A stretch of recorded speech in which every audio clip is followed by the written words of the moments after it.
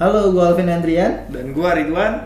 Kembali lagi di Malam Minggu Podcast. Oke, kali ini ada episode dimana gue kedatangan tamu spesial banget nih. Malam ini ada Coach Chandra. Halo semuanya, salam kenal. Nah, kita bakal bercerita tentang ini nih, yang ada di depan ini nih. Mainan-mainan. Apa nih mainan? Coba kita tanya langsung ke orangnya yang punya koleksinya langsung dan rumah produksinya nih kayaknya. Malam Bu Chandra. Malam. Iya. Gimana nih awal mulanya Coach Chandra bisa kepikiran nih untuk bikin produksi ini? Awalnya sih karena pertama hobi ya, karena saya juga seneng banget buat ngoleksi kayak action figure, bentuk-bentuk sesuatu yang bisa dipajang. Dan akhirnya ketemu sama temen yang dia tuh produksi sesuatu dengan 3D printing. Awalnya 3D printing itu hanya saya kenal dengan material FDM atau filamen. Dan itu hasil printingnya masih belum bagus karena terlihat layer-layernya, jadi ada garis-garisnya seperti itu. Nah kemudian saya tahu ternyata ada material yang lain, yaitu material resin, di mana hasil printingnya jauh lebih mulus dibandingkan yang FDM. Nah dari situ saya berpikir kenapa kita nggak coba produksi sendiri, dan saya belajar 3D modelingnya, dan kemudian ketemu sama teman-teman komunitas, kita bikin coba-coba buat bareng-bareng, 3D modelnya kita printing dan kita jualin. Awalnya dari situ. Awalnya dari sana. Awal mula tahun 2018 kita mulai. Udah lama juga ya. Berarti ini emang dari kepikirannya dari semenjak gabung dari komunitas untuk bisa buat produksi sendiri, atau emang ada permintaan dari klien atau? Awalnya pertama kali nyemplung juga sebenarnya nggak sengaja sih. Ada klien yang minta produksi, kita coba bisain dulu ya kan, kita cari tahu sambil belajar, kita sambil produksi, dan ternyata ketagihan di sana. Produksinya seru ya kan, dan hasilnya juga nggak main-main, ya kita terusin. Jadi awalnya coba-coba gitu ya? Awalnya coba-coba tapi jadinya serius, ya kita lanjutin jadi serius juga. Nah ini kan udah ada 4 nih ya kan. Mungkin ada nggak sih salah satu dari ini tuh yang collab sama artis atau dengan siapa? Atau Yang mungkin dari kolektor-kolektor yang lain? Ini produk yang paling kita banggain karena ini kita collab sama artis terkenal di Indonesia, namanya Abel Octavan. Nama Abel Octavan ini udah nggak asing banget di dunia art toys di Indonesia. Bahkan Mas Abel sendiri itu udah dikenal di luar negeri juga. Banyak karya-karyanya udah yang tersebar di luar negeri. Jadi sudah nggak diragukan lagi artisnya. Nah untuk pasaran dari si artis itu biasanya di kalangan remaja atau kolektor dewasa biasanya. Biasanya kolektor-kolektor yang udah berumur ya, udah dewasa, yang mempunyai budget lebih dan suka terhadap art toys. Jadi nggak semua orang itu yang mungkin kolektor toys bisa seneng dengan koleksi art toys sendiri. Karena art toys itu cuma sebagian kalangan doang. Kenapa demikian? Karena art toys itu kan satu, terkadang karakternya itu original. Yang kedua, dia itu tidak ada lisensinya, bekerja sama dengan copyright manapun. Jadi benar-benar spesial banget gitu. Dan harganya pun jauh lebih tinggi dibandingkan toys-toys pada umumnya. Nah untuk marketplace-nya sendiri pun ini punya marketplace tersendiri, atau kita yang biasa kenal ada Shopee, Tokopedia itu biasanya ada atau WA gitu. Biasanya kalau misalnya art toys seperti ini, kita itu bisa jual lewat marketplace juga bisa. Kemudian kita akan pasarkan lewat seperti Instagram, Facebook, Twitter, di media sosial aja. Karena lebih banyak dari art toys itu dikenal ketika dijual oleh si artisnya itu, gitu. Jadi kalau misalnya artisnya Mas Abel, ketika Mas Abel ngeposting, dia tuh bakal banyak yang bertanya sih tentang produknya. Dan ini tuh pun nggak sedikit yang terjual di luar negeri. Jadi marketplace-nya nggak hanya cuma di Indonesia tapi di luar negeri juga. Udah marketnya udah hampir luar berarti ya. Mas Chandra, kira-kira ngebuat ini tuh karena emang hobi suka gitu, pecinta anime, atau emang karena ada cuannya nih? Cuannya gede gitu. Oke. Kalau ditanya begitu tentu saja Dua-duanya ya. Dua-duanya. Yang pertama emang ketika kita bikin modelnya gitu kan, prosesnya itu sangat menyenangkan banget. Mulai dari kita membuat bentuknya dalam 3 dimensi, ya kan. Ketika bikin prototypingnya, ketika prototypingnya sudah diwarnain dan kita cek dilihat ternyata, wah ternyata bikinan kita bisa bagus gini ya gitu, dan bisa diproduksi dan ternyata harga jualnya juga nggak main-main gitu kan. Jadi ya dua-duanya sama-sama menguntungkan gitu. Nah, bahas produksi nih. Nah, Mas Chandra ini punya rumah produksi sendiri atau masih dibantu dengan gitu. orang lain? Kalau rumah produksi kita ada 2 tempat di Jakarta dan di Bogor. Untuk produksi sendiri sekarang kita produksinya di Bogor. Udah ada rumah produksi Udah sendiri. ada rumah produksinya sendiri. Nah, biasanya tuh sehari atau dalam sebulan tuh Mas Chandra tuh ngebuat anime kayak gini tuh berapa sih? Bisa jadi berapa? Atau emang ngebuatnya tuh karena cuman kita Base in project. ada base in project aja? Jadi untuk produksi sendiri ada 2. Yang pertama project pribadi. Project pribadi biasanya kecil-kecilan aja sih, kayak di bawah 100 piece. Sedangkan yang kedua project punya orang. Karena kita white label juga, kita produksi punya orang, ya kan. Nah, produksi punya orang ini rata-rata 100 piece sampai 200 piece. Biasanya dalam 1 bulan itu kita bisa penuhin sekitar 50 piece sampai 100 piece. Seperti itu. Nah, ini gimana caranya Mas Chandra? Ini hobi atau pekerjaan? Tetap gitu. Tetap gitu. maksudnya. Pekerjaan tetap iya, tapi hobi juga. Hobi juga. Oh. Bisnis yang jadi cuan, guys. Sambil menyelam. Sambil minumannya. Namanya itu. Tapi ini buatnya tuh emang ukuran kecil-kecil gini apa ada yang ukuran Kalau mungkin misal- semanusia gitu? Kalau misalnya ada yang mau order untuk ukuran 1:1, semanusia kita juga bisa buat. Oh bisa juga. Bisa, dengan rambut asli juga kita bisa bikin. Oh berarti detail-detailnya bisa sama Detail-detail proses gitu. bahkan pori-pori muka pun bisa kita buat. Matanya dengan kristal kayak apa ya, kayak bola mata manusia kita bisa buat juga. Oh jadi replika. nggak hanya kayak yang cuma kayak ini kan mungkin ukurannya kayak 1:4 gitu ya? Iya, 1:6. Oh 1:6. Kalau kita mau bikin 1:1 kita tetap bisa buat. Yang penting ada permintaan, budgetnya siap, kita siap buatin. Nah, biasanya kan soalnya kan kadang orang terpental oleh budget. Betul. Emang kalau misalnya di bidang ini hobinya nggak bisa sedikit budgetnya. Selama budget Anda cukup ya kita bisa buat apa yang kalian mau. Bener. Jadi lebih ke nyesuaiin budget Betul, aja ya? menyesuaikan budget. Nah, kita udah ngomong panjang lebar nih. Kita nggak tahu nih awal mulanya inspirasinya Mas Chandra ini bikin buat ini itu dari mana. Kita mau tahu nih, gimana sih inspirasinya Mas Chandra atau kepikirannya Mas Chandra tuh bisa buat ini dan bisa collab sama artis. Oke. Waktu itu tuh saya punya teman di salah satu rumah production toys juga.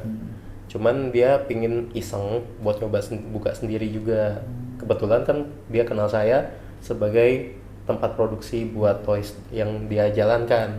Jadi perusahaannya dia pakai jasa perusahaan saya buat memproduksi barang mainan perusahaan mereka. Nah, terpikirlah oleh dia untuk gimana kalau misalnya dia mengumpulkan orang-orang yang punya hobi yang sama untuk membuat toys sendiri dengan label nama sendiri gitu. Jadi ini adalah collab di antara kita teman-teman yang punya visi misi yang sama. Nah, untuk modelnya sendiri kebetulan banget nih kita kepikirannya ini waktu tahun 2020 di mana Covid itu lagi merajalela kan. Ini ceritanya Jadi COVID. konsepnya Covid ya. Konsepnya tuh lagi memperingati Covid, sangat kejam banget gitu loh. Membantai banyak manusia dan ya dia terlihat serem gitu. Tiba-tiba ada aja. Jadi kita ambilnya jadi apa ya? Kalau nggak salah judul filmnya nih ada nih Mars Attack gitu. Jadi kita rombak sedikit dengan kepalanya dengan model virus corona gitu. Nah, itu ngomong-ngomong corona, waktu pas zaman itu ini tetap berjalan atau gimana? Kena imbas ya. Kena imbas. Justru karena mungkin banyak yang ini ya mas apa ya kerja di rumah Oh, gitu WFH kan. gitu ya. Jadi kayak saya malah produksinya tuh banyak banget, Oh, banyak malah banget, naik. Malah betul, banjir ya? malah banjir orderan. Kayak tahun 2020 sampai 2021 akhir itu benar-benar penuh banget orderan. Jadi nggak pernah sepi di tahun itu. Jadi malah jadi rezeki ya. Malah jadi Covid malah ladang jadi rezeki, rezeki. betul. Nah, ini harapannya Mas Chandra kedepannya? Mungkin ada punya impian atau workshop yang lebih besar lagi yang bisa dikenal sama masyarakat luas? Impiannya sih ya kalau dari saya semoga nantinya ke depannya itu artis-artis di Indonesia, kreator-kreator di Indonesia bisa ada satu wadah sendiri, tergabung di satu wadah di mana tuh mereka nggak sikut-sikutan tapi bisa saling merangkul. Jadi kalau ada kreator baru bisa dipandu supaya bisnisnya bisa tetap menjadi lebih besar lagi gitu. Gitu loh. Jadi benar-benar disediain satu wadah kan kalau misalnya di luar negeri kayak misalnya di Cina gitu kan ya. Iya. Itu udah difasilitasin gitu. Beda ya sama di sini ya. Beda. Kalau di sini kreatornya tuh masih kayak sendiri-sendiri. Terus udah gitu kalau nanya-nanya masih pada pelit ilmu. Jadi susah berkembang gitu loh. Ya semoga nantinya ada satu wadah di mana khusus pada para kreator bisa saling berbagi ilmu dan juga untuk saling berjualan gitu. Ada marketplace-nya sendiri. Nah ini target pasarnya sendiri ini ada di Indonesia atau di luar negeri juga? Kebanyakan sih kita jualnya ke luar negeri. Oh, malah ke luar negeri. Malah ke luar negeri laku. Karena harga pasarannya ya memang di dalam negeri sendiri mungkin kebanyakan orang berpikir kalau itu harganya terlalu tinggi. Oh. Begitu. Masih berpaku dengan harga Betul. dibanding kualitas. Kualitas. Padahal kalau kita lihat ya dari produksi kita sudah diakui banyak orang kalau misalnya dari segi finishing, paintingnya itu bagus. Bisa dicek sendiri sih kalau misalnya mau di zoom, boleh.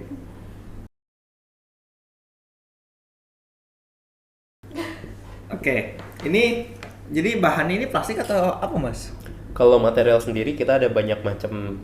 Kalau yang kita buat untuk artwork seperti ini yang sebesar ini biasanya kita pakainya resin. Oh resin malah. Resin juga ada banyak banget macamnya. Ini kita pakai epoxy resin biar keras. Makanya Gitu. nggak empuk ya. Dia nggak empuk dan menjaga bentuk agar bentuknya tetap kokoh seperti ini.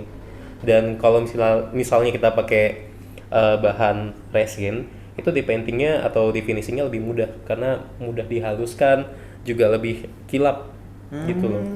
Pantesan lebih apa kalau kena cahaya tuh kayak Iya, mengkilat-mengkilat kayak gitu. Nah finishingnya pun nanti paintingnya juga khusus epoxy ini catnya. Oh khusus. Jadi bisa juga sih pakai cat duko semacam cat mobil kayak gitu, ini masih bisa masuk. Tapi untuk yang paling cocok untuk artwork dengan ukuran segini sudah pasti resin epoxy. Resin epoxy. Betul. Soalnya kan kadang ada yang bahannya dari plastik kayak gitu terus fiber kan. Iya, fiber Rata-rata resin gitu kan. biasa ya, polyester. Kalau yang kecil kayak gini nih, ini kita langsung dari 3D printing nih, langsung printing resin. di-print ini berarti? Ini printing, langsung dari mesin printing langsung di painting. Oh bisa di print juga berarti Ya, ya. ini dengan resin biasa UV resin. UV resin dengan mesin yang LCD. Jadi mesin printer juga ada banyak macam yang resin. Yang ini LCD. Sedangkan kalau yang ini dia laser. Oh ini pakai laser. Yang ini pakai laser. Jadi beda. Tapi bahan tetap sama. Bahan tetap sama. Sama yang ini juga nih si cantik. Ya, Si ini cantik. Nah, ini si cantik lebih kayak lebih ke kayu ya, tapi kelihatannya padahal kayu tapi bukan ya ternyata. Nah, kalau untuk standnya sendiri ini yang saya bilang FDM. Oh, ini FDM. Ini namanya printing 3D dengan material FDM atau materialnya plus plastik. Kalau dilihat dari jauh kayak bukan plastik ya. Iya. Cuma kekurangannya adalah kalau misalnya kita produksi dengan material seperti ini, PLA, lama-kelamaan seperti 1 tahun, 2 tahun dia bisa getas. Oh. Gitu loh. Getas. Getas tuh kayak remuk. Jadi kayak apa ya? Kayak biskuit hancur lah gitu loh. Oh. Kirain kayak lagi dimakan rayap gitu. Enggak, dia lebih kayak empuk. Jadinya kayak debu nanti ketika dipegang. Jadi nggak bagus. Jadi kalau untuk jangka panjang kurang cocok. Kecuali sudah di finishing dulu, dilapisin dengan resin juga. Baru bisa Bertahan lama. bertahan. Makanya kita selalu pakai untuk prototyping biasanya dengan material resin langsung. Ini juga di printing langsung dengan resin. Oh ini printing juga. Juga printing. Nah, ini kita udah ngomong jauh ke material. Rate harga dari yang paling kecil sampai yang paling besar kira-kira berapa? Nah bisa disepil nggak tuh? Rate harganya aja, nggak usah diperjelas. Nanti orang Indonesia takut belinya. Mulai Kalau- start from sampai Mulai start berapa form gitu. sampai berapa? Jasa saya aja mungkin ya, jasa untuk printing ya. Kalau jasa untuk printing sendiri, kita mulai dari Rp10.000 per gram. Oh, per Tapi gram. kalau misalnya makin berat di atas 1000 gram, itu akan turun lagi ke 8.000, 6.000 gram, 6.000 per gram. Tergantung Berat ya? Berat ya, betul. Iya. Dan di Indonesia sendiri sedikit sekali yang bisa printing resin dengan hasil yang benar-benar mulus. gitu loh. Jadi kalau misalnya di tempat saya benar-benar confident banget ya. Di tempat saya benar-benar ketika printing resin itu tidak ada voxel line-nya. Voxel line itu kayak apa ya sebutannya? Pixelate gitu loh. Kalau misalnya kalian tahu LCD itu kan ada kotak-kotaknya kan. Iya, pixel. Nah, biasanya ketika orang yang buka-bukaan aja jasa printing, itu bagian mukanya biasanya dia ada kelihatan pixel-pixelnya gitu. Oh, enggak rata gitu. Nggak bener-bener mulus gitu. Sedangkan kalau di tempat kita paham caranya untuk kalibrasi printer, kalibrasi resin, terus udah gitu kita bisa tweak juga printernya apa yang mesti kita ganti supaya jadi lebih bagus. Jadi benar-benar maksimal kalau produksi di tempat kita gitu. Nah, Mas Chandra nih, kalau kita mau dapetin ini atau kita mau order langsung sesuai dengan keinginan kita tuh bisa lewat mana aja? Kita punya website, kita juga punya Instagram, punya Facebook fanpage juga. Cuman karena kita kebanjiran orderan ya kita jarang update di sana, lebih sering yang udah repeat order aja sih gitu loh. Biasanya kan udah perusahaan-perusahaan tuh yang order, biasanya mereka sering repeat order setahun tuh bisa 2-3 kali. Nah, kalau perusahaan sendiri tuh biasanya kalau ngorder tuh ngorder apa? Maksudnya kayak anime kayak gini juga kah atau kayak patung untuk seseorang? Untuk yang statue banyak juga yang di order, jadi kayak statue seperti ini tapi iya. standnya itu lebih rame lagi gitu. Seperti diorama. Yang kedua adalah custom. Kalau misalnya kalian tahu Hot Toys, Hot Toys itu yang kepalanya itu bentuknya manusia, terus udah gitu pakaiannya, aparelnya itu bener-bener kain. Biasanya kita custom seperti itu. Di perusahaan banyak juga. Nah guys, itu dia bincang-bincang kita kali ini bersama Coach Chandra. Semoga inspirasi-inspirasi yang dituangkan sama Mas Chandra bisa jadi motivasi buat anak-anak muda Indonesia pecinta anime khususnya nih Buat bikin buat figur bikin, gitu. bikin figur patung atau mau yang bikin order langsung bisa kontak Mas Chandra. Ntar ada nomornya di Ntar ada deskripsi, nomornya di bawah ya. ya.